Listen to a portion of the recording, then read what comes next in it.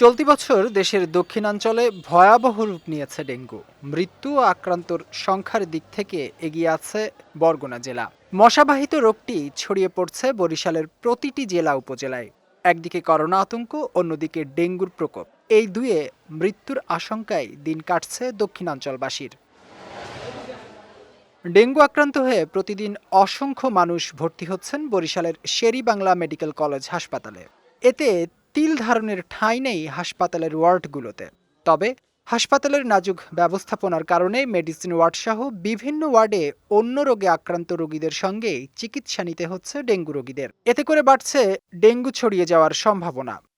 এখানে পরিবেশ অতটা ভালো না, যে পরিবেশ তাতে এখানে রোগী আরও অসুস্থ হয়ে পড়বে। এখানে পরিবেশটা যদি আরেকটু ভালো হয়, ওয়াশরুম থেকে শুরু করে তারপরে এখানের যত আশেপাশের যত জায়গা আছে, মশা মাছি এখানে যা আছে, তাতে মনে হয় যে আরও রোগী আরও অসুস্থ হয়ে পড়বে। 2-3 দিন জ্বর ছিল, মাথা ব্যথা, বমি ব্যাপক। তারপর মেহেন্দিগঞ্জ স্বাস্থ্য কমপ্লেক্সে গেছি, তখন ওই জায়গায় পরীক্ষা দিছে। এমন অবস্থায় রোগী ও স্বজনদের অভিযোগ, সরকারি হাসপাতালে একদিকে যেমন সুচিকিৎসা পাচ্ছেন না তারা, তেমনি বেশিরভাগ ওষুধই কিনে আনতে হয় বাইরে থেকে। তার মধ্যে নেই মশা নিধনের ব্যবস্থাও।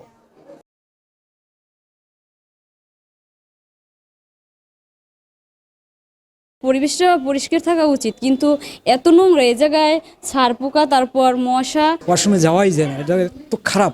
হ্যাঁ, ও জায়গায় বিচ্ছিরি। ঔষধ তো কিনে আনি, হ্যাঁ সেলাইন কিনে আনি আমরা। স্বাস্থ্য সেবার যে সেবা মানে সে কি কোনো পরিবেশ নেই। এখানে আসলে সুস্থ মানুষ আরো অসুস্থ হয়ে যায়। বেডের অবস্থা খারাপ, তারপর তেলা পোকা, সার পোকা, এগুলো সমস্যা, বেড নাই। তবে এমন অভিযোগের বিপরীতে কর্তৃপক্ষ বলছে সামর্থ্য অনুযায়ী সেবা দেওয়া হচ্ছে রোগীদের।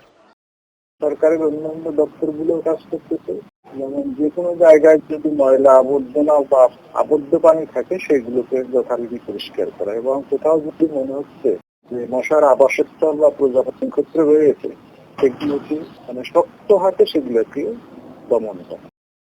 সবশেষ বরগুনায় 6 জন সহ গোটা বরিশাল বিভাগে চলতি বছর ডেঙ্গু আক্রান্ত হয়ে মৃত্যুর সংখ্যা দাঁড়িয়েছে প্রায় 20 জনে।